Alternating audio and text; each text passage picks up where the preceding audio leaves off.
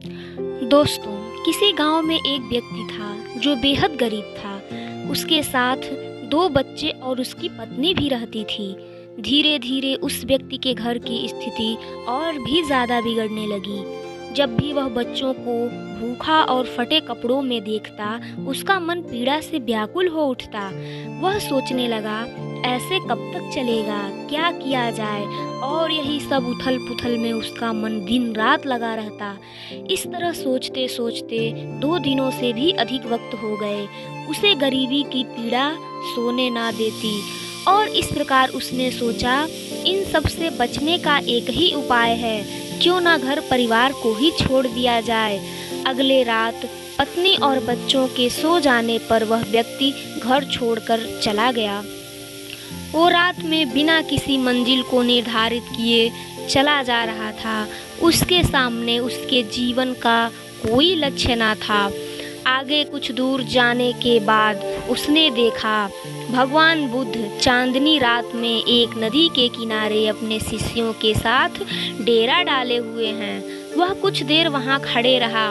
फिर उसने सोचा, वह भी सन्यासी बन जाएगा और भगवान बुद्ध के साथ उनका शिष्य बनकर के विचरण करेगा। ये निर्णय लेकर वह भगवान बुद्ध के डेरे में गया और बुद्ध के पैरों में गिरा और अनुरोध करने लगा और कहा, हे बुद्ध, मैं सन्यासी बनकर आपके साथ रहना चाहता हूँ।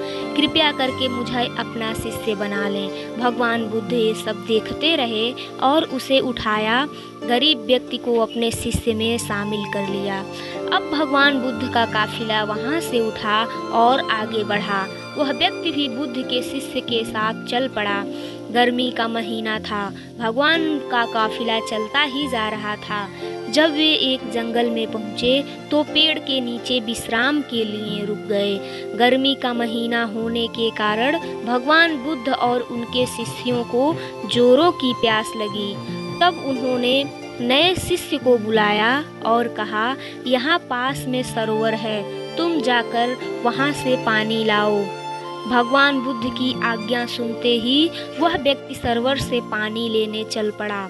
जब वह सरोवर को देखा तो उसमें अनेक प्रकार के जानवर उधम मचा रहे थे, एक दूसरे से खेल रहे थे और उस व्यक्ति के पहुंचते ही सब जानवर डर के मारे वहां से चले गए।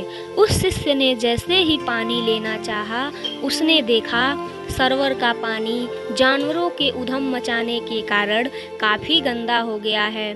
उसने देखा जितने भी सरोवर के कीचड़ थे, वहाँ आसपास पेड़ों के सूखे पत्ते सब उभरकर सरोवर के ऊपर आ गए थे। इतना ज़्यादा गंदा पानी देखकर वह बिना पानी लिए ही वापस आ गया और आकर भगवान बुद्ध से बोला, हे भगवान बुद्ध, उस सरोवर में तो बहुत ही गंदा पानी था। जो देखने में ही इतना कीचड़ भरा हो, उसे कैसे पिया जा सकता है। शिष्य की बात सुनकर भगवान बुद्ध काफ़ी देर तक मौन रहे और काफ़ी देर मौन रहने के बाद आखिरी में बुद्ध बोले, जाओ उसी सरोवर से पानी लाओ।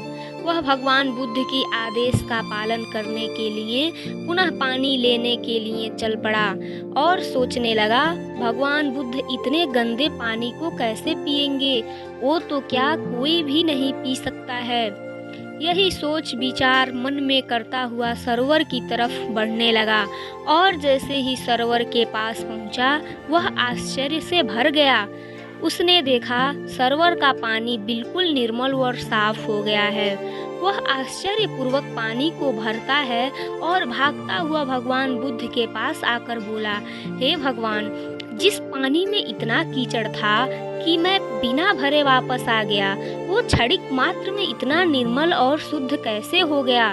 भगवान बुद्ध मुस्कुराए और समझाते हुए बोले, जब जानवर उसमें उधम मचा रहे थे तो उसका कीचड़ उभर कर आ गया था, परंतु कुछ देर शांत रहने पर कीचड़ वापस सरोवर के नीचे बैठ गया और पानी फिर से निर्मल हो गया। इसी प्रकार हमारे जीवन की भी स्थिति होती है। जीवन में कठिनाइयाँ और दुख जब भी आते हैं, हमारे मन में उथल पुथल पैदा कर देते हैं। हमें दुखों से बहुत ही ज़्यादा परेशान हो जाते हैं और तब हम गलत निर्णय ले लेते हैं।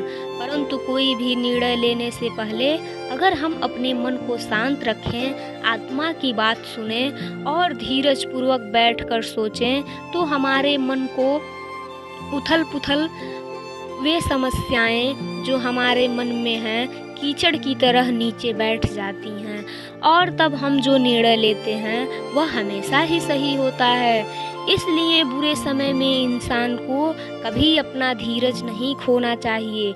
हर बुरे वक्त के बाद अच्छा वक्त ज़रूर आता है। भगवान बुद्ध का यह उपदेश उसे समझ में आ जाता है और जब वह शांति से बैठकर सोचता है तो उसे यह आभास हो जाता है कि वह घर छोड़कर बहुत ही गलत निर्णय किया था और भगवान बुद्ध से आज्ञा लेकर वह अपने घर चला जाता है। तो दोस्तों, अगर आपको हमारी ये कहानी पसंद आए तो ऐसे ही बेहतरीन कहानियाँ सुनने के लिए हमारे चैनल को सब्सक्राइब करें, लाइक करें और कमेंट करें। धन्यवाद।